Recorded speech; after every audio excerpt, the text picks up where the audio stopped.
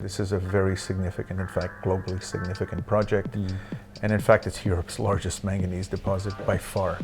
We want to position ourselves to deliver what the customer wants. And a lot of it revolves around security of supply, quality of supply, and environmental footprint of the project. Of course, cost matters, but this is a material that represents, in some cases, less than 1% of the cost of the battery. We are very much focused on delivering quality reliably in a green way. Hello and welcome to our viewers on Crux Investor. We're here today with Marco Romero. He's the CEO of Euro Manganese. How are you, Marco? I'm well, happy to be in London. Yeah, you're over here sort of talking to a few people. Yeah, we were hosting a site visit this week and took the opportunity to come and improve or increase our profile as well. Is that mainly institutional or is it a mixture of retail? Yeah, it's been a mixture of people, but largely institutional investors. Okay, fantastic. Well, look, before we kind of get stuck into all the questions, give us a 1-minute overview for people new to this story. Yeah, our company is working on the development of a new major and globally significant source of high purity manganese products in Europe, in the Czech Republic. We have been working for 4.5 years and are now in the process of putting together a feasibility study. We're in the late stages of preparing our environmental impact assessments for the project and filing for permits.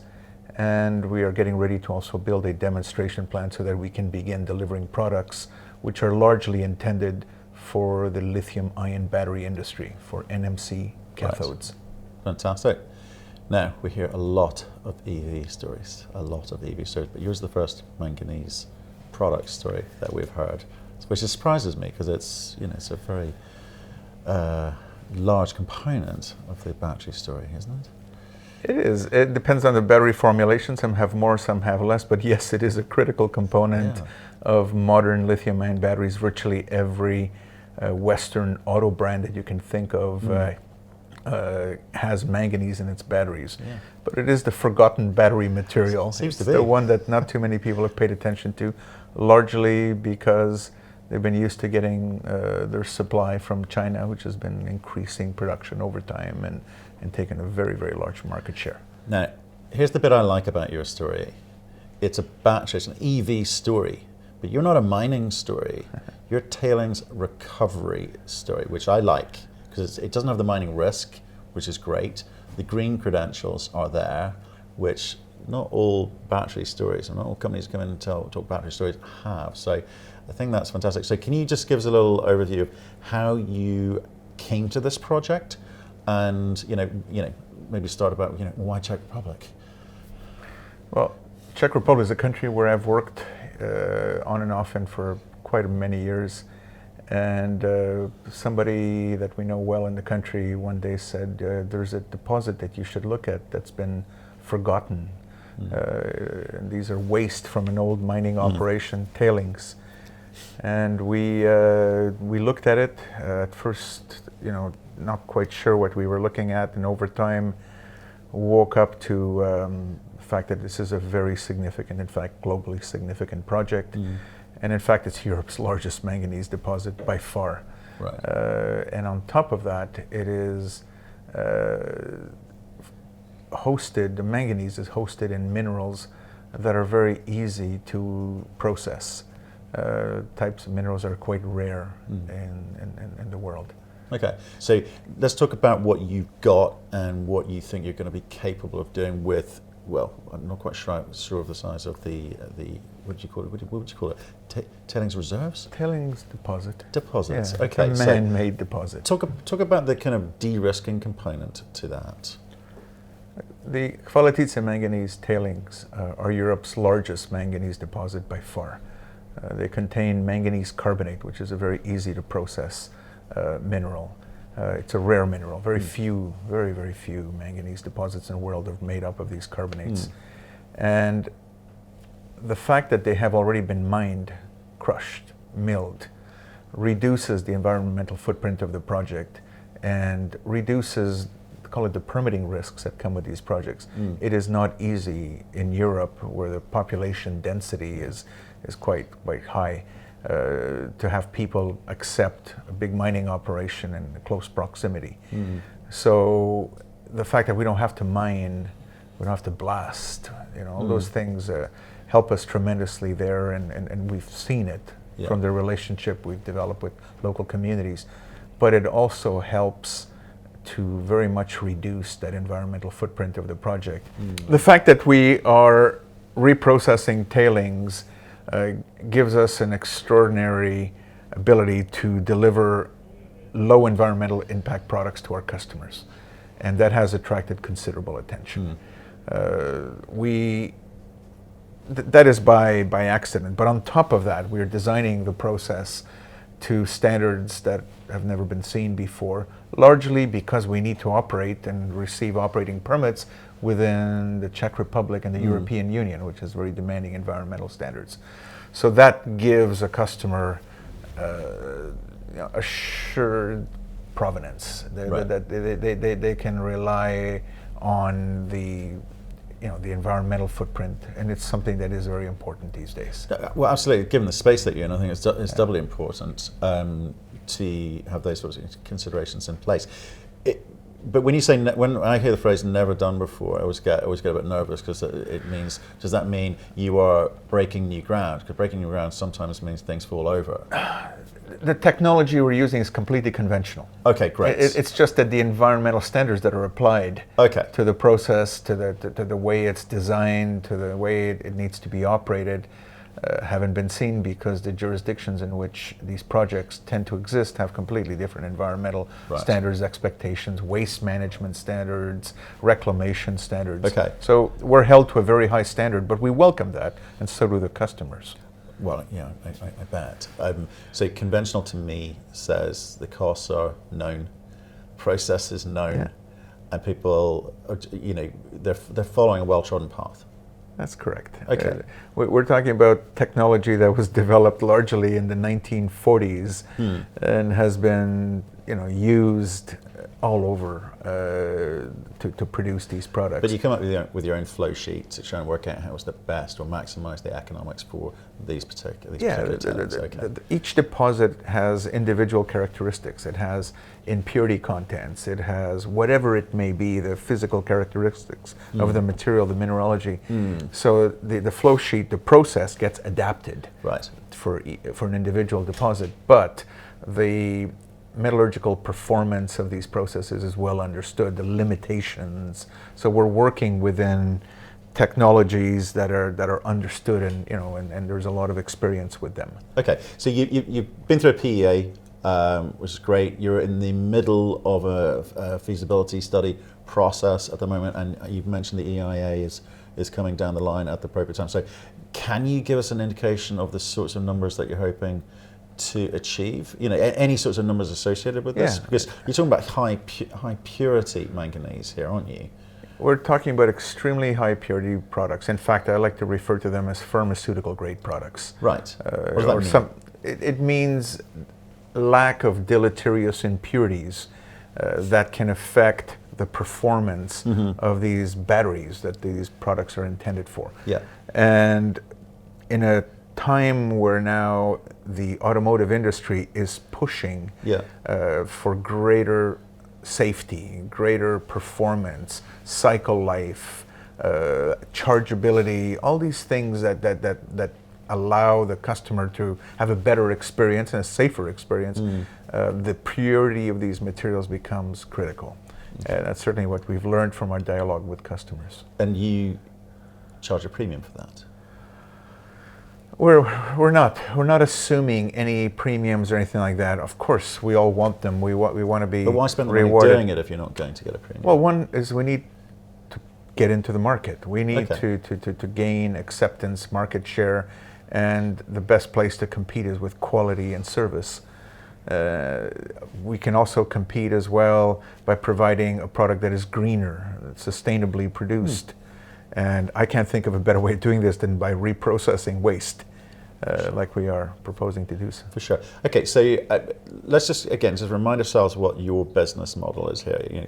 Can you quickly articulate what was the plan day one? You've obviously, we're talking about manganese products, we get it, and you're in the Czech Republic, I get it, and there's this huge EV revolution, but where do you see yourself sitting within that thematic, and and how do you get that support? Because at some point you're going to need to go and raise a lot of money, right? So where are you positioning yourself? Look, our model is simple. We want to de-risk this project and make it actionable, executable. We want to position ourselves to deliver what the customer wants. And you know what they want. We've got a very good sense of what they want by now. There's been enough dialogue here over the last 18 months or so to give us an understanding of what the market wants and what the market needs. And a lot of it revolves around security of supply, quality of supply, and environmental footprint of the project. Of course, cost matters, but this is a material that represents, in some cases, less than 1% of the cost of the battery. Right, yeah. So it's not that is, I mean, that is important always. Everybody's cost conscious, but we are very much focused on delivering quality reliably in a green way. Okay, so that's the plan. So now I want to go down, break down what are those deliverables, what's that process that you're you're well underway, but where are you now? What have you got to do? Because you talk about a demonstration plant I think in the presentation as being one of the next steps, but maybe there's a few things before then too. Over the last 4.5 years, this project has progressed systematically through a series of studies, investigations. First of all, to help us understand the resource. That was the first thing we needed to do. So what we did is we sampled, drilled. We used a lot of very sophisticated drilling technology to quantify the entire resource. That was fundamental. And what we have today is a resource where 98% of the material is classified as measured, which is the highest level of certainty, if you want, of precision in terms of resource estimation, both under Canadian NI 43-101 standards and Australian JORC 2012 standards. That was the first one. That is the foundation. It's easy. It's sitting above surface. It's easy to work out, surely. Yes and no. Right. Tailings deposits can be challenging. Why? Largely because of something known as Guy's rule. Guy's rule effectively says that the reliability of your sample is indirectly proportional to the size of the particles of your ore minerals. In other words, if you have big nuggets, if big nuggets, you're going to have a very hard time estimating the resource because the sampling accuracy can be really hard. In this particular deposit, we have very fine particles, and they're extremely well homogenized and distributed throughout the deposit laterally, up and down. So presumably you've got lots of data on. You've got what, 3 or 4 tailings piles? 3. There are 3 tailing piles. Okay. And they're fully drilled off. There is no more drilling required. Okay. We now have a resource that, in a feasibility study, should turn into a reserve. Okay. And there are very nice features of this resource in that there's very little variability, grade variability, metallurgical performance variability. Great when feeding into the plant. Exactly. We can have a very consistent feed. In fact, that is a critical aspect of a good process that's reliable, is being able to provide consistent feed. So we have a very good understanding of the resource, the ore minerals, and how they perform metallurgically. We've done literally hundreds of tests on the ore. We even built a pilot plant. Well, tell me about that. So that is to prove to yourselves that it works, because you go pilot plant, demonstration plant, and then full-blown thing. So what did the pilot plant tell you?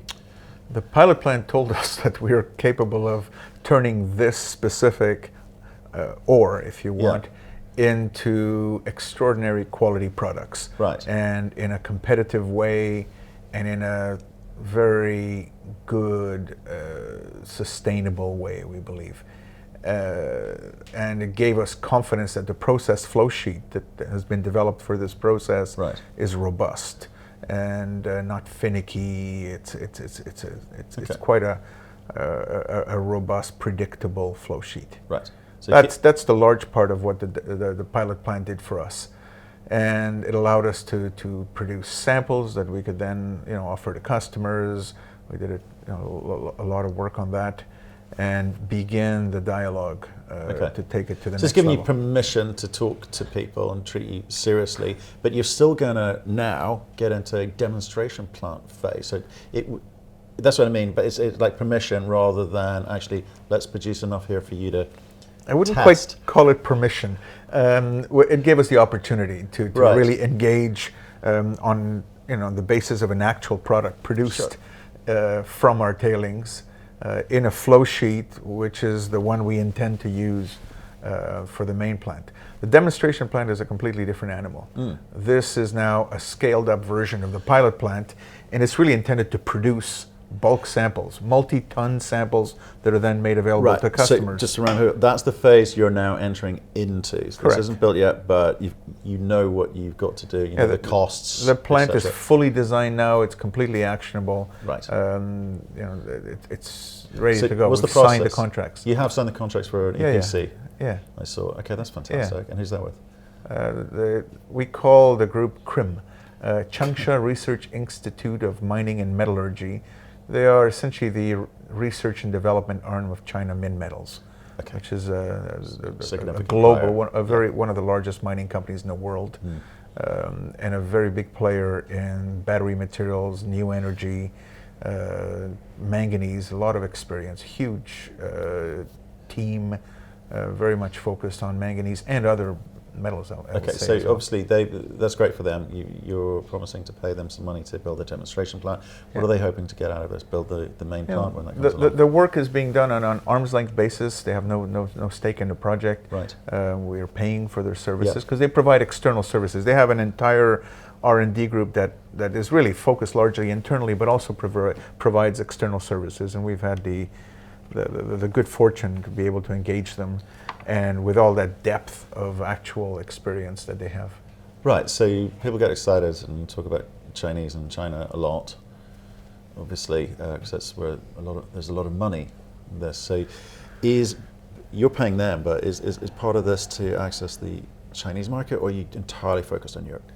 What we've come to do is to work with some of the best scientific minds in the world in the processing of manganese. We really have accessed know-how, technology, and our intent is to take that relationship to the point where Chinese experienced companies would ultimately build this project with us, for us.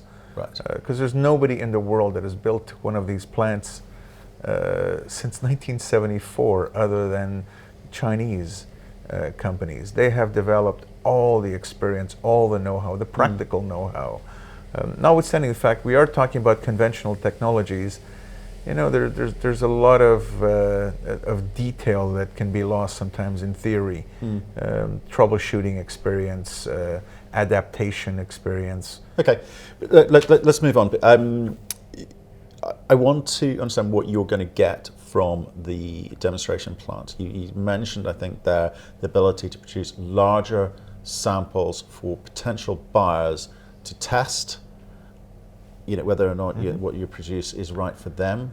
It's kind of like, so I guess you'll be entering some sort of test phase or building of relationships with buyers as a result. But maybe give me in your words. The demonstration plant will serve a number of purposes. The principal one is to produce large bulk samples for testing and qualification. The qualification process is a very important step that many people take for granted. It's where your products are effectively confirmed to be acceptable for a certain supply chain, ultimately leading to an automobile, in this case, and where their technical characteristics are verified, where the process is also audited essentially for many aspects. For one, for reliability, for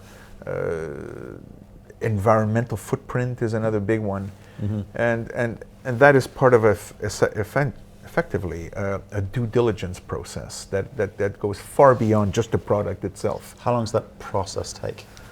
That process can take a very long time. In fact, it never ends. It begins with that first sample that somebody tests and the specification sheet that they look at, and a description of the process and a description of the environmental footprint. And it continues right through production when there are. Let me ask you another way. I got to ask you another way, because I've got investors on here trying to get a sense of what the size of the opportunity is here. So if I come back to some numbers you've got in the presentation, which we'll put a link up to on the video now. The demonstration plant is $2.5 million plus $1.5 million to install. So you get $4 million plus over $1 million run rate on that. Yeah. Do you build a completely new plant going forward, or do you just bolt on and build the demonstration plant out? How does it work? The demonstration plant is intended to deliver bulk samples to customers for testing and qualification. Right. Qualification process is extremely important. It allows our products to be essentially approved for use in certain supply chains, automotive supply chains. And it continues throughout. It never ends, this process.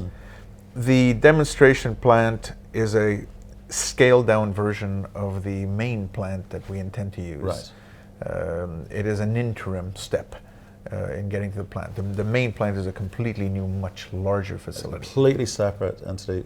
You build from the ground up. You're not going to use any component from the demonstration plant. Okay. No. So that's $4 million sunk cost in the demonstration plant. Correct. Plus whatever running costs. Correct. We estimate about $1 million a year to run it. Got it. The demonstration plant also becomes a testing ground. It allows us to look at alternative process steps. It allows us to tweak, to optimize, test new opportunities, technical opportunities as well. So it becomes a bit of an R&D facility as well. Okay. In the process. So would that continue to run separately? Yes. Whilst the main plant's built? Absolutely. Oh, fantastic. Okay. And finally, the demonstration plant is a training ground for operators.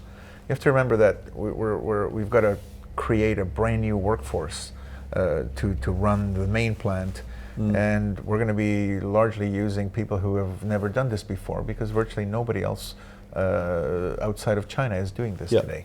Okay. So it's a great training ground, and it creates the ability to provide capacity and comfort with the various units of this process flow sheet. No, I get that. That makes total sense, and we'll come back to the kind of some numbers in a second. But moving forward, you're going to need to build the main plant. CapEx and indicated numbers are what? Capital cost estimates for the main plant in our PEA were about $400 million. Okay. It's designed to produce about 50,000 tons of manganese contained in different products for about 25 years. We put together a preliminary economics. We've got a fairly good rate of return, about a little over 22% return after tax, 593 million and net present value at 10% discount. Okay, so it's a very large project. It is a large project. Okay, so and a large amount of money needed to be raised. The numbers look solid, and I guess you'll know more. PEA, there's always a bit of variance. You'll know once the feasibility's complete a bit more about those numbers, one would suspect. When's that due to be finished? Well, first of all, let me just state the PEA we did is an extraordinary PEA. Right. In the sense that we had actually done a pre-feasibility study based on Chinese standards. We'd already gone through the earlier scoping exercise, and the amount of test work we did is absolutely extraordinary. It's millions of dollars of work that we did there to get to that pilot plant and beyond.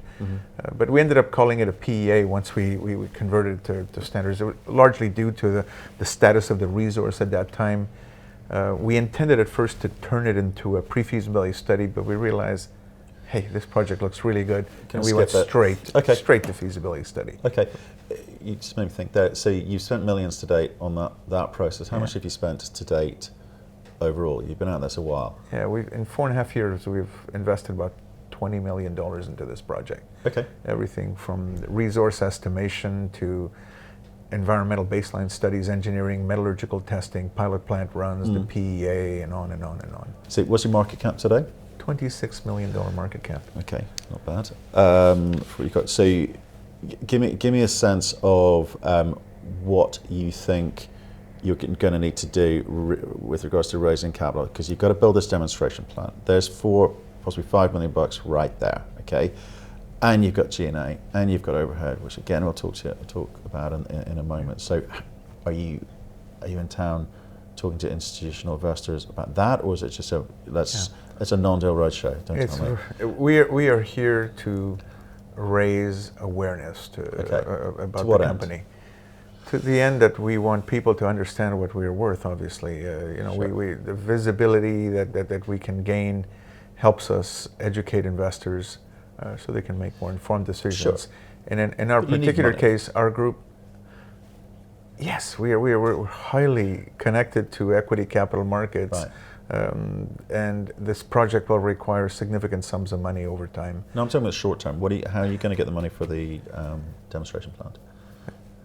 Our group has built very successful companies over time. Mm-hmm. We've raised, God, I can't even think, it's in the billions of dollars of capital mm-hmm. over time. Mm-hmm. What we are doing is very systematically working our way through the de-risking of this project. Yep. Step by step, and the same goes with the investment. Step by step, we're advancing the project, and there's a number of options in front of us. Okay. As to what we will do. Time will tell how we execute this. Okay, I'm hearing that you got a process that you've been working through. You still think there's a few more steps before you'll go to market, and at the point you feel that you need to go to market, you will. Yes, maybe. I will spare you the agony just by saying that. Look, time will tell. Got it. This is very much a time for us when we advance into another level of this project, and we've engaged financial advisors to assist us with that. There's quite a process going on right now. How much cash have you got today? How much cash have you got today? The last numbers we reported were $4.2 million in our Q3, and I get the feeling you're in control. We've been well supported throughout the process. Every one of the equity issues that we have put out there was oversubscribed. We've got a very nice slate of shareholders. Yeah. And we have been doing exactly what we said we were going to do. Yeah, I get notwithstanding the gyrations in the market and everything else. I get that feeling. Okay, can I talk about the team? Yeah. You've got a heck of a board. And by heck of a board, I mean lots of people. I'm assuming you're not paying them all. Very little, in fact. Right, okay. Good. That's really good news, but they are advisory and they're there in the background for when you need them. They're much more than advisory. They're very actively involved in what we do. But are you paying them? A very small amment of money. Okay. So our base director's fee is 20,000 Canadian dollars a year. Okay. This is not a... so you've given them equity as well then? They've invested their own money. Okay. That's really good. That's really this is a highly invested board. And not only invested in terms of capital, but in terms of the know-how that they bring. It was a carefully assembled board with very diverse skill sets, experience, deep experience, and that functions extremely well. Beautiful. So what is the total holding by the board or insiders? 21% or so directly, and then there's further holdings by family members. As well, on top of that. Okay. And then the rest of the, if I look at the rest of the shareholders, is it mainly institutional? Yeah, we have over 40% institutional holdings that we're aware of. Right. And the balance is unknown, but in some cases we think some of that is also institutional. Right, and there's not a lot of shares out, is there? Well, there is. When we went public in Australia, we were asked nicely to split our capital 5-1. 5-for-1 rather. Okay, so 176 million shares. Okay. Yeah, so you're on the ASX and TSXV. Yeah. Right. Is that a good decision in hindsight? Look, the intent right from the beginning was to have exposure to two of the leading resource capital markets in the world. Right. And right from day one, we had a lot of interest out of Australia. Our register now is about 40% Australian, 40% Canadian, and then the balance in between. Okay, interesting. In between being what, Europe? Europe, Asia. yeah, Asia, North America, yeah. So who are the key players? I mean, who are you working with on a daily basis on this thing? Who's the meaningful input? I guess. Well, we have a relatively small management team. There's 5 of us in Vancouver. Right. It's mainly compliance, finance, and technical oversight over the project. And then in the Czech Republic, we have another team, 10 people. That's mainly engineering, environmental, that are working very much on all aspects of the project. Right. So what, the question I wanted to get to was, I get the engineering bit. That looks like it's nailed, okay? And the flow sheet and the recovery and so forth. And you put the project together. With regards to buyers, customers, trialing this project, who's the lead into China for that, or wherever you're into Europe for that? I mean, who's spending their time doing that? So that's the important bit here. Yeah, very much so. The customers and the relationship to the customers, and ultimately sales, offtakes, and all that are critical to this project. And there's a small team of us that have been focused on sometimes little else but that. Yeah. Because we understand the importance of being able to sell our products, the commitments that can come with that, the degree of sponsorship that could come from those relationships. Those are important aspects in getting the project across the line. So who's doing financially. Are you doing it? I'm leading the group. Okay. But there's a team. There's a nice team working on various facets of the project. Right. Okay. Yeah. What are the big hurdles that you see for this year? Obviously, over and above funding the demonstration plant. Yeah. Look, funding is something we need to keep doing as we advance this whole project.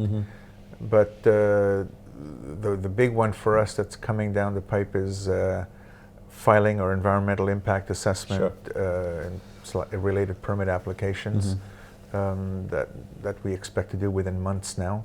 Then we enter into a very public process where we hope that the groundwork that we did with communities, regulators, NGOs will pay off. Right. We need to come back to the core of this. This is a tailings recovery process. You're actually leaving it better condition than you found it, and there's a remediation component to this. So the EIA has got to be, surely for you, more than a mining company, slightly easier, right? Oh, you never want to take anything for granted. Sure. But we are people that pay attention to detail, and we're never satisfied until we've nailed all those down. Right. So you never want to take your eyes off the ball, as we say. That particular process is critical. It's very binary. You get a yes or no, or maybe you'll be sent back to the drawing board and have to come back and refile later if they're not satisfied, if the regulators are not satisfied, if the communities are not satisfied. And we certainly put a huge amount of effort to engage and consult with these communities to make sure that they understand the project. And in particular, I guess, understand what this project could be in the long run, not just while it's operating. And you're very correct when you said that this is a remediation project. It's an opportunity to clean up a polluted site that right now, would never have been permitted in current. Do you create jobs? Yeah, over 400 jobs on the site. Okay, so that's those are valuable. They're good jobs. They're long-term jobs, well-paid jobs. And what is interesting too is that these are jobs in an area where many of the people who live in the adjoining communities commute quite far to go to work. So we could be improving quality of life for people. We've done a lot of surveys, polling in the area, trying to understand attitudes and as part of socioeconomic studies that we're doing for the permitting. All good stuff, which is on brand. Fantastic. So EIA, what else is what are the other big hurdles for this year? We need to build this demonstration plant. You do. It's designed. It's ready to go. It's actionable now. It's easy, right?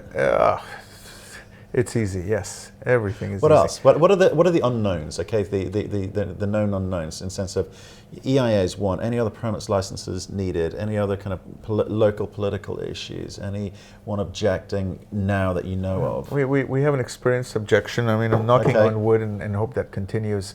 In fact, I think we've witnessed really good support on a number of occasions when we've applied Yeah. for certain permits. We previously applied already for what's known as a preliminary mining permit. And big one. that was granted very rapidly. We had that's a big anticipated one. that it would take 8 months. Yeah. We got it done in 3. So to us, that was a sign that at least there's not huge resistance or anything. Yeah. Last year, we applied for the rezoning. That's a change of land use status on the permit on the tailings. And we straddled 2 communities, so we had to file dual applications with both communities, go through a public hearing process and votes. Yeah. And the votes came in unanimously in favor. It should. Like, by the nature of what you're doing, that's fantastic. Yeah, that's encouraging, but we never want to take that for granted. I want to finish off. I want to, again, back to the investors, what they're thinking. They need an idea of the timeline. So you've outlined very articulately a clear plan of what you need to do, what you have done and what you need to do. I get that. But there's a process that you've got to go through and a timeline to do that. So demonstration plant gets built in 1 year. Yes. Right. Then you've got to then produce product for your customers or potential customers, buyers, to test, and they can test it. I know you said these things run on, but when the reality is, how quickly do you think they'll come back to you and say, this meets our standards? During 2020, we expect to file permit applications, and if all goes well, within a relatively short period of time, we would have that first major decision made. Okay. We also expect that we will have our demonstration plant built, completed, commissioned, and producing products before the end of the year. Also importantly, we expect to complete our feasibility study this year.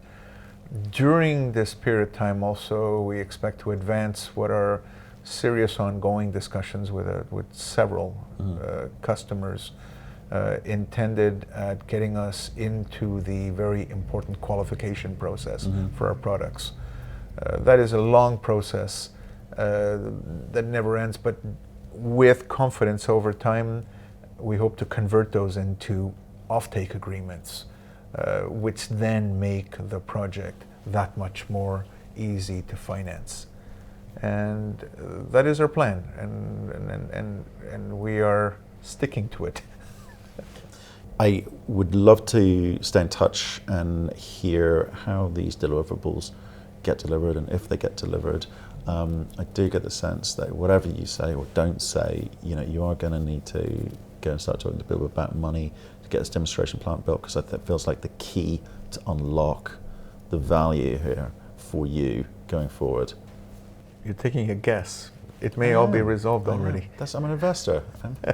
It may be resolved already. Well, you heard it here first, folks.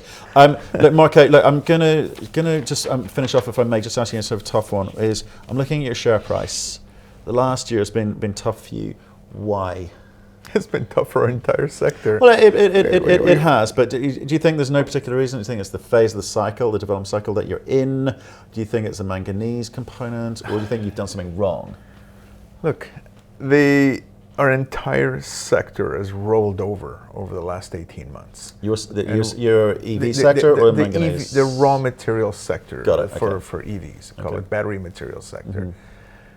We have also been in a period of relatively little news flow.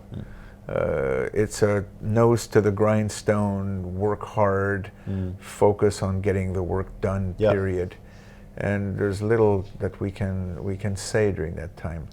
There's also little we can say about customer discussions, because those are only worth talking about when they're done. We did disclose at some point earlier this year that we had done an agreement. We called it a strategic and technical cooperation agreement with a very significant player in the battery industry. Did you name a name? We never named a name. Is it European? We never stated, we've never declared, we've never disclosed. Okay. And we won't Right. until we're ready to. That conversation is still going? Oh yeah. Okay. It's more their conversation. Okay. And there's others now. The dialogue is nice, and obviously industry wants to know if and how we're going to be successful. There's a confidence building exercise. You know, we are, after all, a junior company. 25 market cap. That's tackling a big project. Yeah. But it's not the first time we do it. We've managed to deliver gorgeous projects on schedule, on budget. You know, and you've made people money. And we've made a lot of money for people over time. There's a formula that applies not necessarily to all projects, but that we're following, which is de-risk, de-risk, de-risk, bring clarity, you know, make the project executable, pay attention to detail, and deliver. And talk to the market more, please. Yes, we'll have a lot more to say. Brilliant. Mark, I appreciate your time today.